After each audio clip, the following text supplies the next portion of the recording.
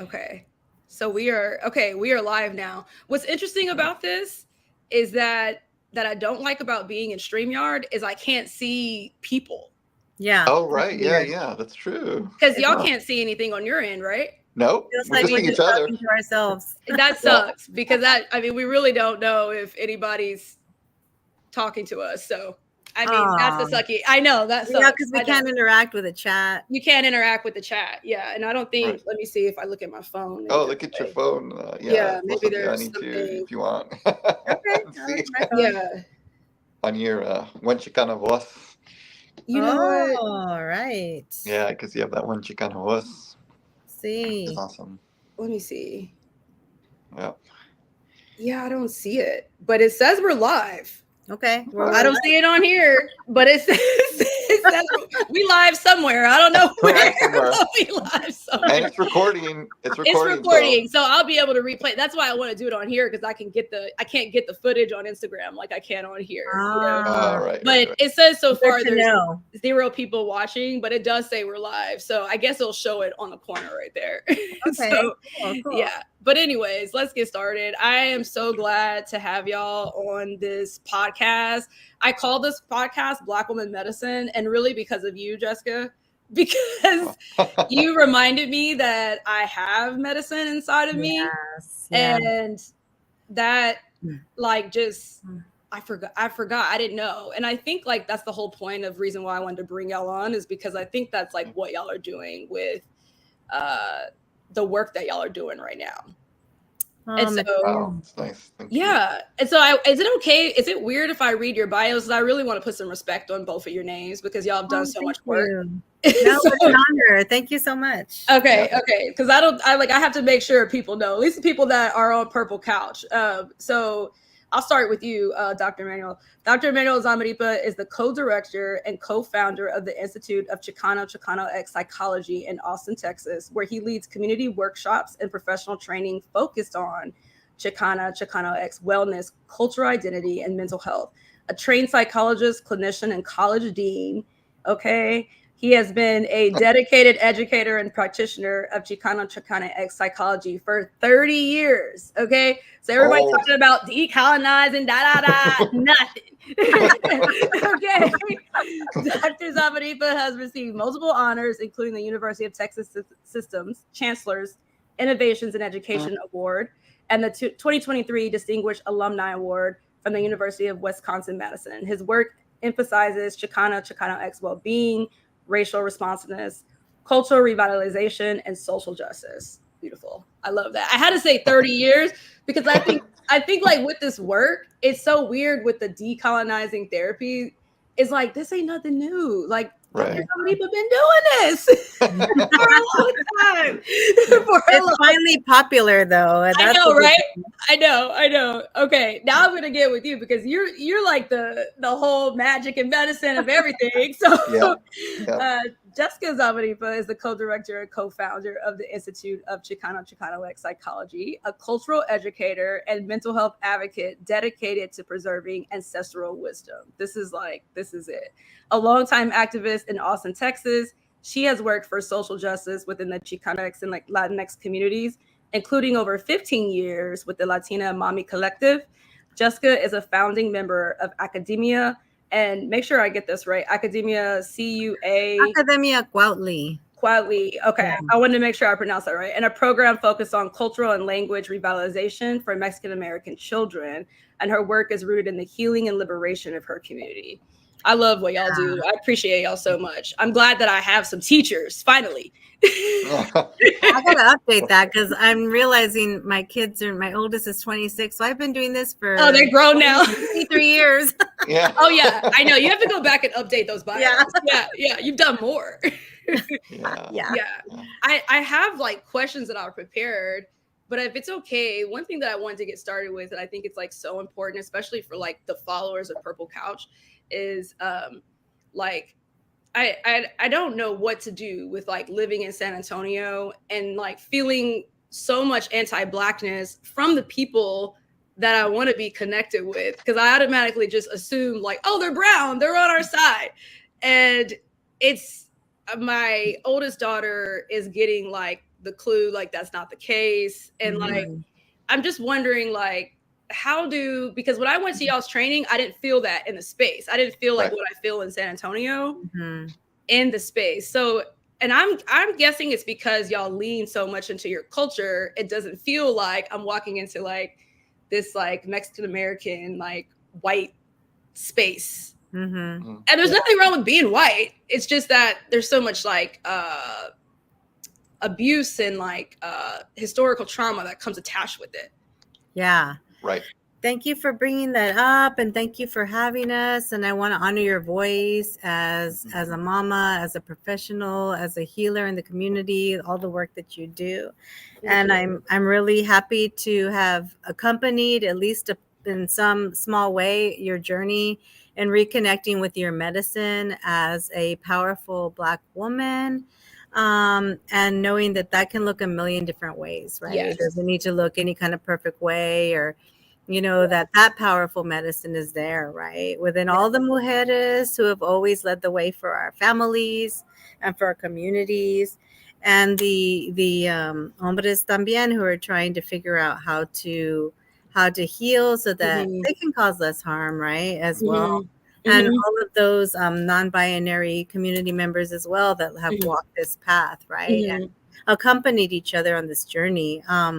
So me presento como Abuela Tlazotiani, Jessica Zamarripa, with permission of the guardians of this sacred place where I am, with permission of all of your hearts that are listening, watching, participating in whatever way, with permission of the four directions and the sacred energies. Thank you for bringing up the topic of anti-Blackness, right? And how we're supposed to interact with the communities in which we are like receiving it from, right?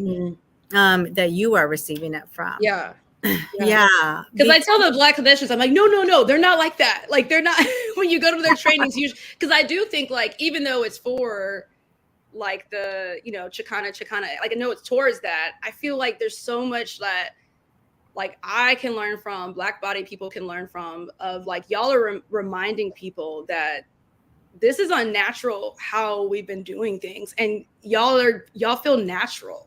Yeah. If that makes any sense. I don't know if that that does make sense. That makes sense.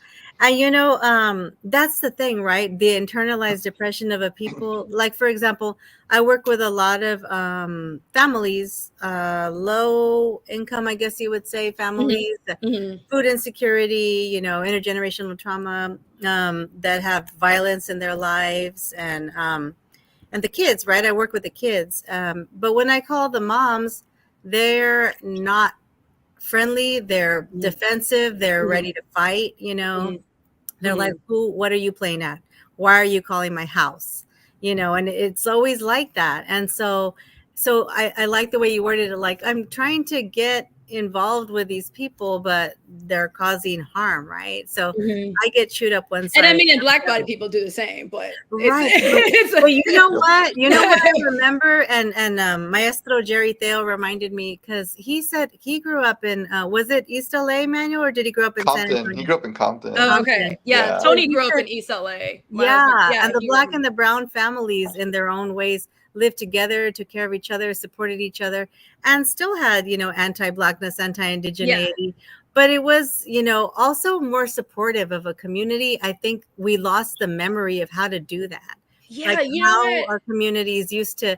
It was fine. Like, you heard a bunch of stuff between Black and brown families, but it was not like how harmful, it is. not aggressive, not And we knew how to coexist. We knew we were having the same struggles, and we were, better at it than we are now. Yeah. But what's interesting you say about that is, like, when you study the history in Texas and how there was such a movement to a lot of like people that moved to California because of that. Because when I meet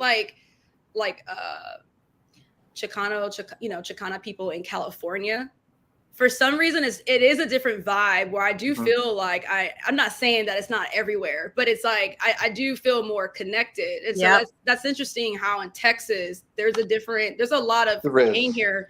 Yeah. And I think if I can, and I'll just say this real quick. I don't really want to interrupt, but you know, the history in Texas when it comes to our people and black-bodied people is probably is documented as probably the most violent of all the states. You know, there was a lot more physical oppression, a lot more, and then moving into this area, coming from what was the United States, you know, then you know, people wanting land, right? You know, Yeah. and wanting people to work that land. And so just outright, you know, land grabbing and stealing. And one of the ways they did that, like, and Jessica knows this with her family, like a lot of our families, you know, did have, you know, we're land owners, you know, I guess if you will, like, you know, and that's a whole other thing, but, you know, still like, you know, work that land. And a lot of the ways that they lost their land, like there was court battle, sure, and you know there was that white privilege, but they would just go and they would just kill the families, and they would just kill them, and they would just It was take over the brutal. land. So yeah, it was very brutal. Yeah, and you could feel that here. Yeah, you feel it there. I know you do. Feel it. And you know what? We also, and I don't even think I've ever said this outside of me and Manuel, but we're from San Antonio generations and generations back. My grandparents, my dad's parents in 1932 died of tuberculosis on the shacks on the west side when they spread tuberculosis through there to kill off the Brown families, which they did. He was an orphan and he had to be raised by his single grandma, right? So, but that's my heart. San Antonio is my heart. It is my spirit. I go back, I feel it. Manuel too. But at the same time, I'm harmed a lot there. It's just the community can be very. You got to bring your armor when you come here. You got to bring your armor. You're gonna get hurt. You're gonna get, and that's part of the work I think that you're saying you're trying to do. You know, specifically anti-Blackness, and then I'm also bringing in the anti-indigeneity because we harm ourselves, right? Yeah. Like when our kids are born, you know, of course, the elders, unfortunately, and not all of them, were like, oh, se ve muy indio. He looks so Indian, but he's still cute. I mean, he's dark, but he's still cute. And I mean, how harmful is that? That instead of speaking those blessings into the babies, they're speaking those, you know, into the lighter skinned babies, right? Yeah. So it's like, you know, harm from all sides. And it's important that you bring this up and that we bring this up and that we have these conversations because we want to heal. And this makes me think of machismo, right? It doesn't mean we're, you know, anti-men, like some people think, but we certainly are going to talk about it. Right. And we're certainly going to say, well, what are the strengths that these masculine, you know, people who identify as men, what are these strengths that they're trying to bring? They're trying to provide for their family. They're trying to protect, you know, all these good things. But then there's a lot of harm. There's a lot of violence. They've caused a lot of harm within themselves, within the community, within their partners, their wives, their children. So you want to work in this community, but it also can be harming you due to anti-Blackness, you know. So it's something that we need to talk about. Yeah, no, totally. I mean, and that's like when I went to y'all's, you know, when I went to, I think it was the affirmative affirmative therapy one I did. But I'm going to go to the one that y'all have in January. We'll talk about that one too. The one, I think that's more in depth one, I feel like, or I don't know, maybe I'm retaking it. I don't know. I don't know. But it's all good. It's all good because it's like, when you try to teach this stuff in like other settings, because I'm a social worker, when you try to teach this stuff in other settings, a lot of the supervisors are like, no, we need to learn the basics of therapy. And to me, what y'all are teaching is the basics. And so like what you're saying is that some of this colonization stuff has looked like personality within the culture, but that's not really what the culture is. Right. Yes. Right. It's those responses that we've had to traumas that, you know, that we then pass down. And even though the context changes, we don't change the behaviors of the responses until then they become like, we do it to ourselves, you know, and this happens to a lot of BIPOC communities. Like, oh, that's just who we are as part of our culture. Yeah. And it's like, well, wait, like, you it's become part of our patterns, but Right. it's not inherent in our culture to have these Right. toxic ways. It's our behaviors or responses. It's Yes. those responses to outside traumas that we've responded to. Like I always say, Exactly. parenting. I really have a problem when we have this kind of these parenting classes that have been. Uh-huh. They've tried to do the best they can, but it's still very like individualistic, white centered.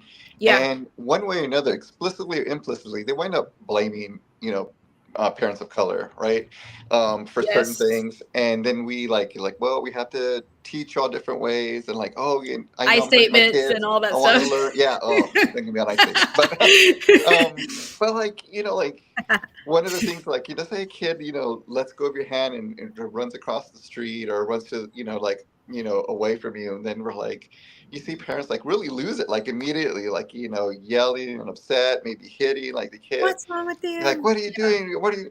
And it's like, oh, shoot. Okay.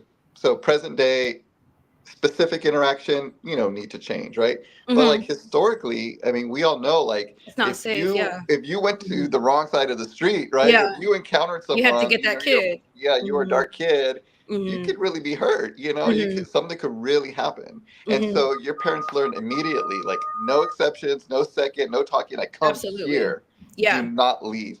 Yeah. That kid grows up, maybe the laws have changed, maybe it's quote unquote a little bit better. But nobody realizes it in that way, and no one They don't. explains that. Like, oh, I treated you this way, but you just learn that behavior, and it moves, from generation to So generation. the parents still parent that way, but they don't know why. They don't know Right. why they're still acting that way, why they're Right. reacting that way. Right. Exactly. Right. No, and that's why I like the work that y'all do, because I actually had a question that you kind of like answered it, but I was gonna say this is such a stupid question, but I will let you answer it because I know you explained it good. How is Chicano X psychology different from Western psychology? Which is, I mean, I just want to say this for people that's watching, because that's a really good question. Yeah. A lot of people haven't, no idea. It's not a dumb question, but it's like, yeah, it is. If people don't know, they don't. Yeah, for real. Yeah. Well, I think there's been some like evolution over the last 50 years of what it has been and what it could mean. But really, like, one of the things that it did, like Black psychology too, like in others, is like it said, our ethnicity, our cultural heritage and identity needs to be foundational when we try to interpret or look at behaviors and personality, because personality was seen so like acultural, and some people still believe, it is like, and it's also different because it doesn't just look at the individual person, but it looks like their community and their interaction in relation to other people. Exactly. And understands that cultural background, and even if it shifts and changes, is how we look at the world. And so it's gonna color how we have relationships, how we parent, how we look at what is mental health, what is well-being. Absolutely. That's because gonna it's have been here, a like shape you to said, it. when you say healing is ours, like it's been here. Like there's nothing that we're teaching that's new. This has been here. It's been here. We've just been disconnected from it. We've been disconnected from it. And other people have just told us this is the way to do it. And we haven't been in positions of power as community, as leaders, to challenge that. So we just like, what I see is like rooms of parents and communities and school gyms and community centers being taught what well-being is from these early age, people that are just like not connected to the community at all. I mean, I went to my daughter's school today and I was just like, it's already happening. Like it's already happening. And I can't afford to do the whole like, homeschool and have that time, nor that I want to do that, but it's just like, dang, it's already happening. So like, what do you think there's any hope for, or should I just like, I don't want to say give up hope, because I think like it's very indigenous to have like hope, and so like but I know that I used to teach at a university, and I was trying to teach this stuff at a university, and I felt like I was like screaming into a void. And I told you I taught at Our Lady Lake. So I decided to teach here at Purple Couch House. So now I have an internship program, and I bring on interns, and like I won't even take fully licensed clinicians no more because it's so hard to like rewire their thinking. It's too far gone. And so like the interns I can catch, but it's still really difficult because they really align, like as much as they want to align with what Purple Couch does and like leaning into Black liberation, Chicana affirmative therapy, it's still like, I'm like, well, my professor said this, and their whole program is based off of Maslow's hierarchy of needs, who he stole from the Black king. Yeah. So it's been rough. It's rough working at Purple Couch. It's a rough. I bet. Yeah. I'm still like feeling like I'm like, but see. So I try to like, now I'm like, okay, I'm going to stop the convincing. Like, I'm just going to stop that. I'm just not gonna, and I feel like through working, like meeting y'all, like I feel like I kind of got that from y'all because I know y'all are tired. Like, this is crazy. I can't believe you've been doing it this long because it's hard to like work outside of the institution, and I don't mind being adjacent to the institution, but it's like it's so hard to teach this work. Like I feel like I'm trying to convince. You know? And that's one thing. Yeah, because for my part specifically, I'm teaching ancestral wisdoms, and we incorporate them into mental health and frameworks and all these things. Well, not really incorporate them, like they can work side by side, but yeah, I had to do the same thing, like no more convincing, and just take from our elders, which is like, no one's asking you to be here. You don't, if you don't. And that's, I thought, at first, again, with Western thinking that's aggressive, but really it's not. It's preserving to protect yourself. Yeah, it's too much. Well-being. But also, also because if you're still in that, under that veil of Western thinking and believing, that the gatekeepers of education, which are sanctioned by whatever universities, are the only ones with wisdom and knowledge, and not these grandmothers, and grandparents who pass these wisdoms down through thousands and thousands of years, then there's nothing really that can be done at that point. Maybe later on they'll start to understand and grow some seeds, or maybe it's just not for them, Yeah. And I think that like that's kind of like where I've come to it now, doing Purple Couch like for 5 years now. Like now I've just come to the point where it feels a little bit easier for me to do that. Because even when you do like an interview, I think like what you said, Dr. Zamarripa, about decolonizing therapy being so trendy. Like I said, like I think people think it's like, oh, they're just playing around in there in that Purple Couch, but it's like just because we look cool don't mean that we're not doing the work. Like, quite the opposite. Yeah, just because I have a tutu on, like I'm still doing my thing, Well, I think actually I think Tiani said that part about it being trendy, and also what she says when you're going back to hope, I think is like over these last 5 years or so, she's talked about how people are kind of in this gran despierta, this grand awakening, and noticing some of these, really noticing where the institutions of the academy are falling short. And so how that's going to look, I don't know if it's going to look like what we're all doing here, where we maybe work adjacent to the institute or institutions or not. We're still going to do and that's part of the reason I left too, as a tenured professor before. I was like, it's fine, it's great, but I don't know if I want to get assigned intro to counseling all the time or assessment classes, which is fine, but I'd rather teach, like you said, Jess, here, teaching just directly what I think we need to focus on. And I think I'm so glad that, like, I am glad that you generally had the experiences that you've had, in connection with us, because that is how we intend and talk about it, which is this, is like, we're focusing on our community because that's who we are and that's who we know, and that's the gap we see. And we really believe that when you focus on one and you're still inclusive, it completely connects to other Latina cultures, other BIPOC cultures, Black, it's like, because we're being authentic. Any culture could join this training. Right. Like, yeah. And you know what? I mean, I'm sorry, go ahead. I cut you off. Well, the last thing I was going to say, No, go ahead. Is that, everybody has their role. And I used to have this role too, and I loved it, where some people start broadly. Like I would teach the multicultural counseling and really get at it and like talk to broad. And so I think sometimes that's a criticism we get. It's like, well, you need to explicitly talk to everybody. It's like, no, we don't. Like people can do that, and there's a role for that, and I applaud that. But I can see what's missing here. And if we do this with our hearts in the right way, it doesn't necessarily exclude anybody. Like if you hear what we're saying and it connects to your voice, like come and like what the Lasotiani always does as well, which I'm sure is like great now, as you alluded to just now, like what definitely encourage you to learn your medicine. Like, that's what it's all about. Yeah, all you're not trying to teach Black medicine. You're just saying like learn your medicine through your own roots, your own culture. Yeah. Right. Yeah. And we're always here. We're always here to have that. Yeah, so, totally. That only benefits all of us because then we can walk side by side, Absolutely. And then when I here working with the families, I hear a lot of, families saying like, oh, my kids are bad. But by the end of the conversation, they're realizing that it's been the systemic message that they've heard and internalized depression.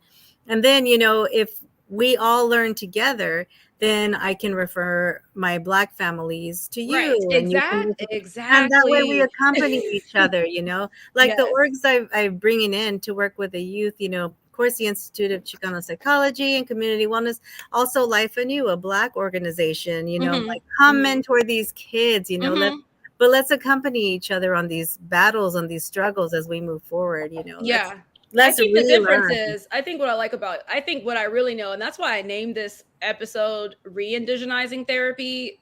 When I met y'all, I totally stopped saying decolonizing because I'm not trying to strive for like centering whiteness anymore. And the more we try to like talk about decolon, like you definitely need to learn what colonization is and all that. But it's like, I don't need that anymore in my life. It's like, I just don't need that. And I think that is what y'all do. Your trainings are that. That's what y'all center the culture. Yes. And you made me change my mind about so many things in my sessions in small ways. Like for one, calling, I call my people now, like the people I get to work with. They're not my clients, like just like little tweaks like that I've seen from your videos. You know what I mean? Chisme, like kind of like not chisme, Platica. Yeah, like like when when I first started, I had a lot of like I think the kind of like Mexican women, Chicana women that like I attract are like these like badass like Chicana like type of, and I love that. Like we're like here, and so like I used to, when I saw one of your trainings, I would let them just go, right? I never, but then when I started learning, I want to say it was EMDR, something somatic, they start having you like learn how to pause clients. But then when I went to your training, you're like, no, let them go. They need to talk about the aunt. They need to talk about this person. They need to talk about the grandma. You know what I mean? Like that's, and then it comes back to them. Like they're still talking about their self. Right. They're still talking about themselves. It's just and you'll connect with this too, it's just a very collectivistic way, not an individualistic / white European way. Yeah, exactly. And I mean, and I think one of the things when you were talking about when teaching at university, they were upset because you were like centering that one thing. It's because you're not centering whiteness. That's what they're mad about. Like, and that's why I love y'all's trainings. It doesn't center it. Y'all are completely yourselves and your culture, and it's cool.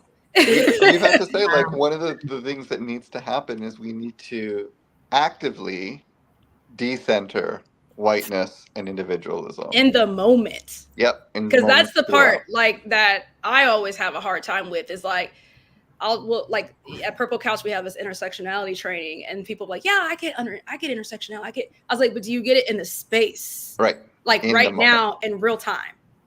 And that's what I hope this training, part of this Chicanx affirmative training, that's part of like, and talking with Lasotiani, because she also helps to write a lot of the case scenarios. And nice. We always get feedback like these case scenarios are not like the ones that we read in the book. These like seem so real. Oh, they're great. Yeah, they're great. And that's one of the things is like, from a clinician point, from my side, I'm like, we have taught multicultural and all this stuff, like almost exactly what you're saying, Jess, is like, how can we make this, we're like in the moment.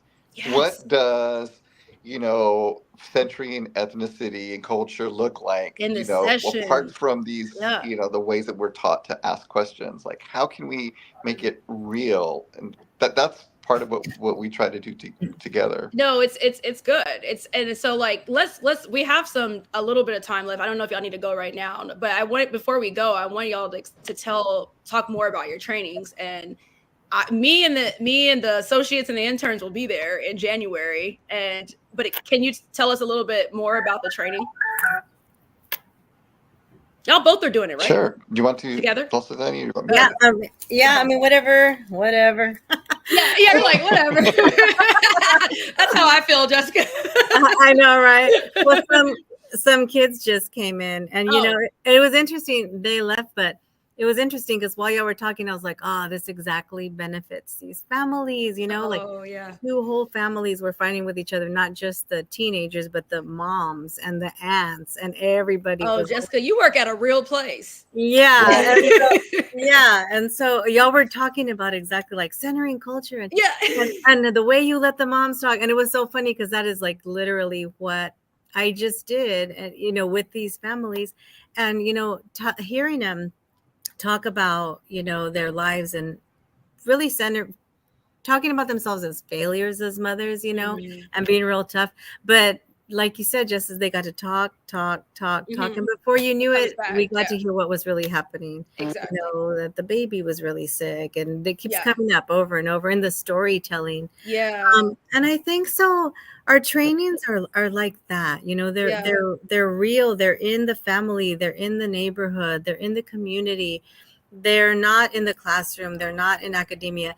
And, I know that we kind of like have a hierarchical way of thinking about knowledge. But, so we do have, Manuel's a psychologist with all these years of training and blah, blah, blah.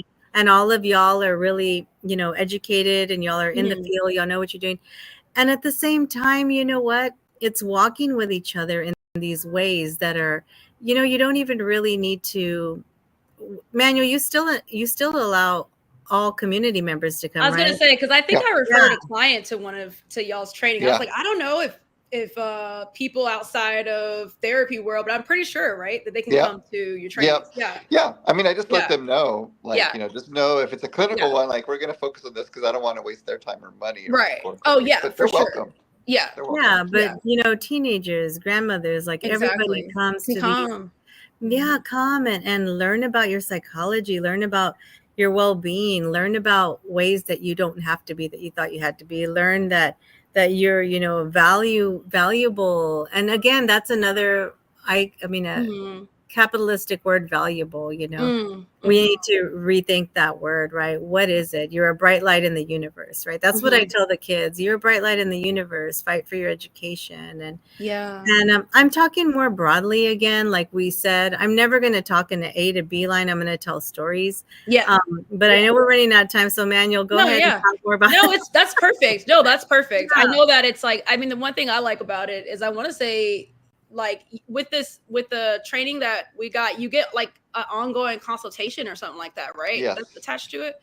Yep, absolutely. If you take the train, and so this is so what you, Jess, when you took it, and Tony, I think you had took like what I had called at the time level 2, which wasn't necessarily hierarchical, but it was.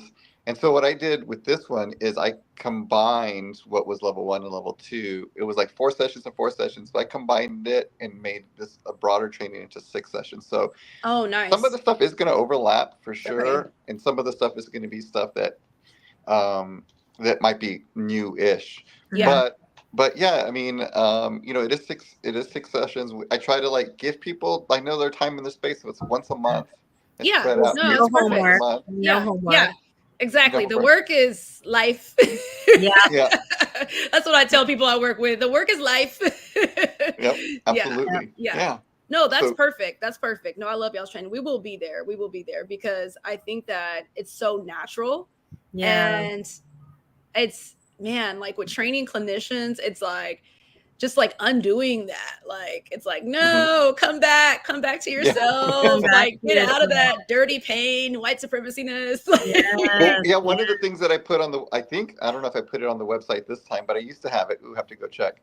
But before it used to be like very explicit. I was like, please note, this training is going to be very critical of Western, individualistic, mainstream, mental Okay. health and psychology. Like, Like, because just be aware. just know, yeah, Don't be like, coming in here trying to argue. And, but y'all don't Right, never have that issue, right. do y'all? Y'all don't probably. We I mean, do, and we invite it. Like, we're not trying to Yeah. pretend like everything's perfect. Like, let's get down and dirty with any topic Yeah. at all. And Yeah. you know, yeah, sometimes it's like, well, how come, y'all are idealizing brown and black peoples? And I'm like, okay, let's talk about Interesting. that. Let's talk about that. Interesting. Yeah. Why do we think that? Where do you see these examples? Where, and then it starts to be unpacked and realize that no, actually, there's barely any of that anywhere. And Right. Yeah. so, but maybe you're in your own space, you see it a lot, but that doesn't mean that it's happening in families, that people are being taken care of in communities, Right. that it's ever been centered or discussed. You're just noticing it from, again, a white dominant perspective, even though you're in a brown or black body, right? Yeah. And you're being critical, thinking that, oh, you're being, anti-white. Not at all. No, it's just like I think like it's like there's just so much brutality that happened with like Right. white folks that I don't know if they know their own history. Right. You know And what I mean? have Like it's hurting all of us. Yeah. Yeah. Exactly. I mean, history is important. History is alive. And part of our liberation is to reconnect to Right. that history, Yeah. for all And that's people. what y'all do. Yeah. Yeah. Yeah. I love the work that y'all do. Thank you so much for coming on the Black Woman Medicine podcast. I appreciate the both And of thank you you so for much. having it, honoring your capacity that you can have that you have space to have Oh, it. yes. I'm so happy because Yeah. it's such an important thing that you're doing. Oh, So thank you so much. Grateful to you for having it and for having that beautiful name, Black Women's Medicine. Oh, So, thank you so much. You helped me come up with it. You don't even know you helped me, but you helped me come up with it. yeah, I was So great. happy Yeah. to be part of that process. Since we talked last time about when we first originally were working on that grant thing, like how I've been able to work it now is I have partnered with a nonprofit that's been around San Antonio for a long time. It's called Empower House. It used to be called Martinez. Oh yeah. Yeah. Oh, they restructured it? Okay. Yeah, so we've partnered and are able to give out free therapy to like Black and brown families. So Love that's what we're doing right now. So Yeah. awesome. Yeah. So awesome. Yeah. That So glad is you're doing really that. great. Yeah. That was Wow. I never thought that I'd be able, like, that's what I always wanted to do, but I was like, I don't know how to get the money. Like, yeah. So it's nice to it's like the partnership is really nice. Like there's no other way. We can't do it by yourself. Yeah. Right. We have to do it together. We're in it together. Yeah. So thank you so much. I appreciate Thank it. you. I am going to end the stream. Let me see. Okay. Okay.